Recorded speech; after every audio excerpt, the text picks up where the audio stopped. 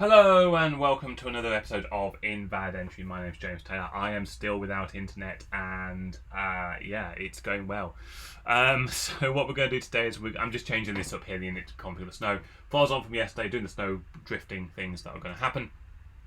So very quickly I changed this, so this now actually has to take a number of flakes. I'm going to do 10, no, actually I'm going to do 40, I'm going to do 30, I'm going to do 20 and I'm going to do 10. And then these also takes a size. These are going to be 1 pixel flakes. These are going to be 2 pixel flakes. These are going to be 3 pixel flakes. These are going to be 4 pixel. She's going to be 3 and 3 because those two front layers are so close together. They're going to be the same size.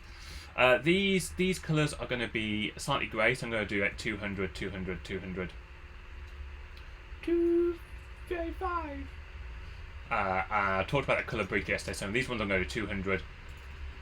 I'm going to do 230.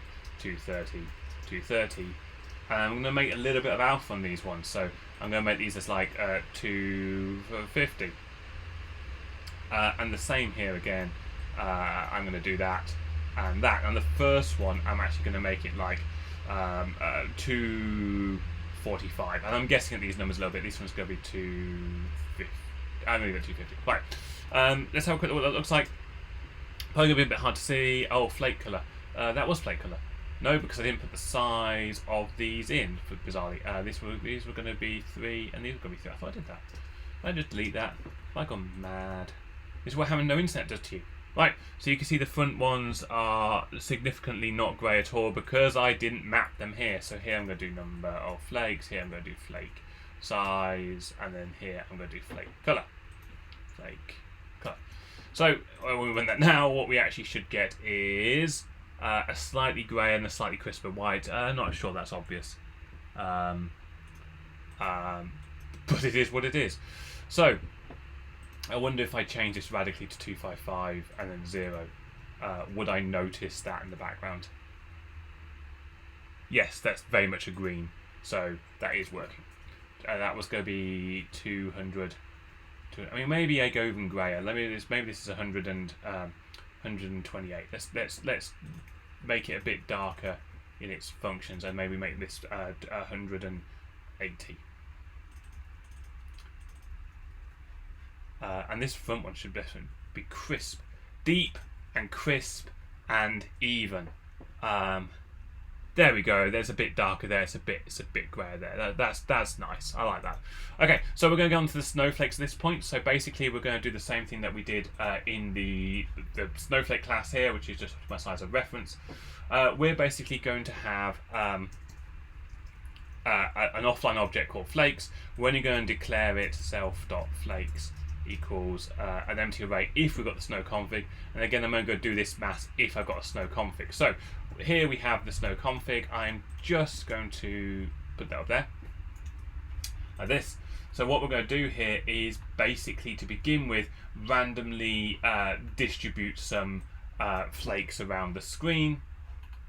So I don't need to worry about foreground and background flakes in this one because I've got multiple layers of snowflakes. So in here I've got my snowflake my snow distribution. I'm going to do 4 I in range, and what we're going to do is we're going to work out where those flakes are. So it's basically I in range self snow config dot number of flakes, flake number of flakes. There we go. For those, we're going to pick. I need random import random. We use a lot of random import random. Whew. Okay, so we're going to pick a couple of locations. So what we're going to do is x equals random.randint 0 to the width. Okay, now I'm not going to do the same for y because I actually want to know where that is. So the range will be from 0 to there. So the next one's going to be y equals random.randint 0, but the maximum height I want is self.snowLine height, and then the square bracket of the x value. So that means it picks randomly across, and then it's only going to pick between the top and that base snow. It's not going to insert it randomly below and then give us weird snow at the bottom. Okay, it would actually work out all right if I didn't do that. What it basically means is on the first loop round, it's going to detect that snowflake as being underneath the snow and then make that snowdrift high. But we can do it right. We can do it correctly first time, so you won't get any weird glitch on the very first frame. So with that in place, we now basically want to append it. So self.flakes.append that XY coordinate. Job done there. So what we're going to do now is we're basically going to draw the flakes. Okay, so if so is done there for flake in self.flakes. We're going to, that gives us an XY coordinate. We're going to basically draw a rect onto the subsurface, and we're going to draw, and basically the reason I'm doing the subsurface is that the flake will be here, and then it doesn't matter if it's off the edge of the screen because it will rotate around. So basically as the flake goes down, if it drifts off the edge of the screen, it will appear on the right hand side and be correct. So even though the screen is moving, the snowflakes don't think it is. The snowflakes are drifting down and then the screen moves past it. So you'll get the correct look and feel without having to do all the calculations of where on the screen it is depending on the speed. So if I then slow the speed down, all the flakes slow down correctly. It's the wonderful ness of the classes.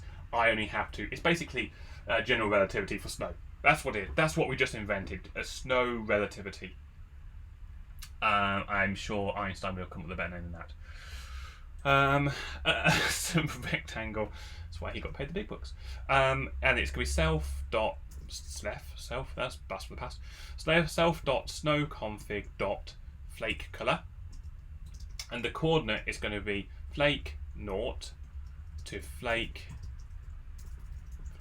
1. And then it's going to be self.snowconfig.flake size twice, because it needs a width and a height, and my snowflakes are square.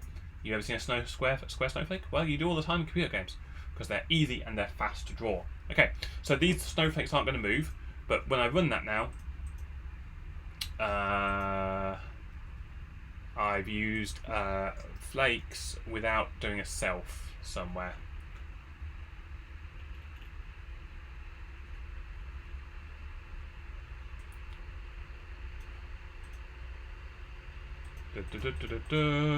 There. I didn't define it. Right. Okay. Here we go. The width is not defined. The width is not defined. Here, this when I do my here, that should be self dot. Or that. Dot done. Now this is an interesting one. I got an index out of range, and I wonder if that's because, yeah, so immediately here it's work. So as you can see, the ones maybe you can't, maybe the YouTube cut it out. The ones furthest back are grey and small. The ones right at the front are big, and immediately you get this parallax effect on the snow. Now the snow is random, but we're going to make that drift down now like we did previously. We're also going to apply a wind factor. I'm going to make sure the wind factors actually apply to all the levels correctly. So these guys are charging through the snow now, and we have a stationary. The thing is, it's repeating because there is no randomness in the actual thing. So what we want to do now is cause the snow to move, and this is basically going to be a copy of the video from a couple days ago, where basically I am going to go back to the run me at this point and define a thing called wind. In here, annoyingly, I'm going to have to pass it into everything, okay? Just because I am. Now I could make it into, in my other programs I have a thing called the clacks where I used to put global variables in a singleton, and I don't have that option at the moment because I didn't think this through when I wrote this, like 2 weeks ago or whatever. Let me give it that as well. So you guys can see more of what is going on. I've got to make this just a little bit narrower so it's not behind the screen. Go that. Okay. How are we doing? We're doing all right. Okay, so the wind is passing there. The wind's past everything, which also means I've got to affect my camel class. I've actually got back in that because I've got to affect the camels. So this camel render will now take a wind factor, even if it's not going to do anything with it. Get rid of that. And then in the parallax, when I actually come into the parallax to render, the parallax will also take a wind. This is around me, this is parallax, this is parallax. This will also take a wind factor. So the wind factor, as we know now, is being picked and being passed into everything. And what we're basically going to do is we're going to affect our choices. So choices is going to be defined basically on the render loop. I'm just going to drop it in here because it's easy to do. What we're going to do is we're going to do a wind equals a random. So we're to redefine the surface every time. Last time I was filling the surface, but because I'm making new surface every time, that's going to be fine. What we're going to do now is we're going to, to optimize this, by the way, in fact, I'm going to do that. In here, I'm going to make that self.subsurface. Here,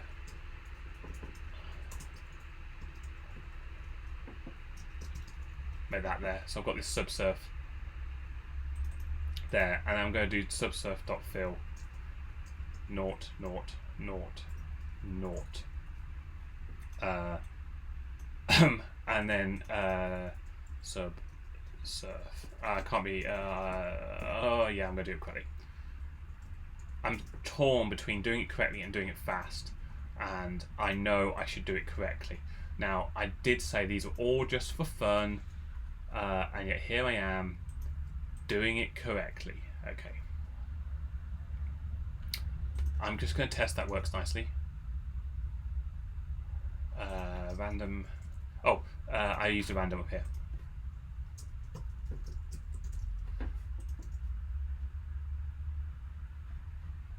Back to the subsurf.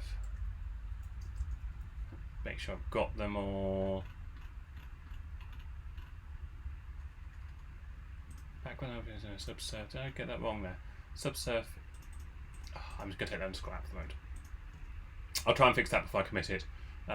If it isn't, then you know why? Non-type has no attribute fill because it's a non-type.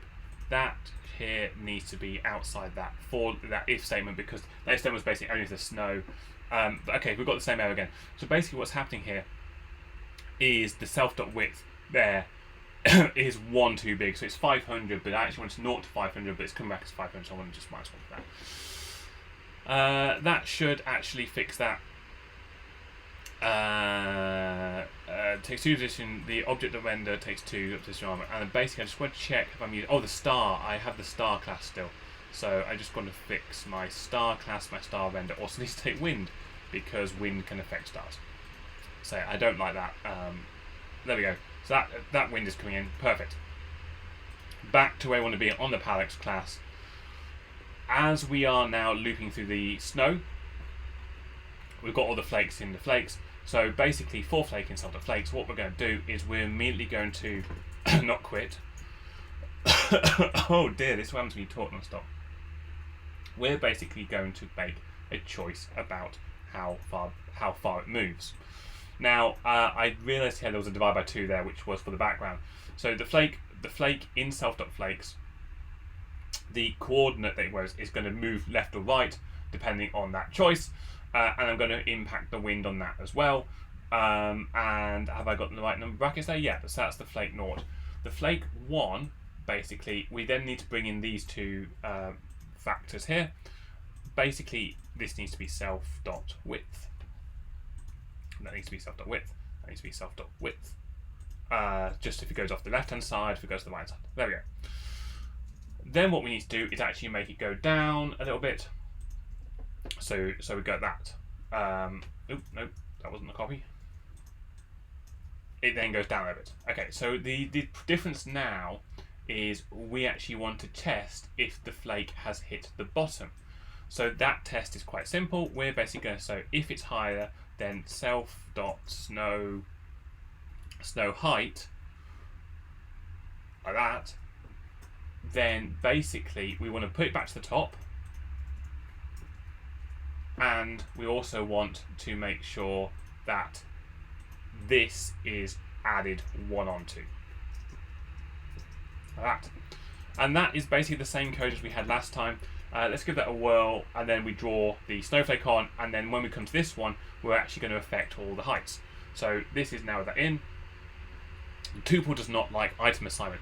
So the reason that it doesn't like that is because when we actually looped over here and we appended it there, we actually need to have it as an array, not a tuple, because arrays that you can affect the individual elements, whereas a tuple you can't. And it crashed. There we go. If flake 1 is higher than the snow height, then the list index out of range, which basically either means flake does not have a value, or self snow height does not have a value as well. I'm actually thinking the way we did this last time was we basically got rid of that there, and in this for loop we did a +1 there, and that just basically solved it. And I think it's to do with the pixels out of range. Yeah, you see, I don't like it. Doesn't like that. Let me put that -1 back in there, and then is it greater than or equal? I think this is the issue. It's got to be equal to that. Maybe that was the issue on the other program. J equals. Ooh, how did I do that? J is not. But we'll delete some of the code there. So the snow here is beginning to drift down. You can see it drifting down, and as it begins to hit the bottom, what you should see is going to hit the bottom on each individual layer. So the snow will now begin to build up over time. If I let that run a little bit, what I can do to exaggerate that actually is, instead of adding 1 on at this point, so when I do my snow drift, instead of adding 1 on, where's my snow drift? Adding 1 here, I'm going to add 10 on to really magnify. Snow is going to land and it's going to explode into giant peaks as it lands here. So we should start to see snow drifting, piling up quite fast. The snow is not drifting upwards. The snow is drifting downwards, so that doesn't look good at all, does it? And that's because that shouldn't be a plus, that should be a minus. You learn something, because remember, like I forgot, this is low and this is high in terms of pixel. This is 0, 0, this is lots 0, and this is 0, lots, and this is lots, lots. So as we go here, we begin to get the spikes sticking up straight up because it's jumping by 10 pixels at a time. But each layer is independent of each other, and it's looping around nicely, so as they're going through the desert. So if I let this run for a long time, you'll get these giant spikes of snow sticking up. That's it. That is drifting snowflakes on an animated moving scene, which will develop over time. I'm going to put that back to 1. I'm going to let that run for a bit. I've got to restart my program. I'm going to let that run for a bit, and I'm going to maybe post a picture on Twitter of how that all works, if I ever get internet back. That's it for the 16th of December. I'm going to see you all tomorrow on the... no, it's not. That was it for the 17th of December. I'm going to see you all tomorrow on the 18th of December. It is nice to get a couple of these videos under the belt. I'm going to start thinking in my head about how I can deal with the snow drifting underneath. I also want, if you get one big spike, it sort of drift down nicely. The other thing I quite like by having this layered snow here, there isn't too much snow, but these big flakes here actually go over the camels, over the heads, whereas there's not much here, but if this one did come down here, it would go behind his head here as well. So the layering is working really nicely. I'm getting my target 15 frames a second. It isn't the most efficient thing in the world. It looks great. It's a little bit of fun. There is some weirdnesses, like it doesn't go underneath. But no, I love it as a little bit of programming. I hope this has inspired you to write some code, and if it does, let me know. Please let me know in the comments down below how it turns out for you, if you have any issues. As you saw here, I did this live all the way through. I had bugs. It went wrong. I had to think about what those bugs meant and where I made mistakes. But yeah, no, I'm really pleased with how this looks. I'm really pleased with the different layers. I'm really pleased with the wind. I might try and change it so the ones in the back aren't... They sort of move a bit too fast. When I did the foreground background, I actually made the ones behind drift half as much as the ones in front, so I made a drift factor into the config and dropped that on. We'll see, and it depends how long I'm offline for, because if I'm offline, if I'm offline tomorrow, I'm going to go somewhere because I need to go to work. But yeah, basically that's it for today. Thank you very much.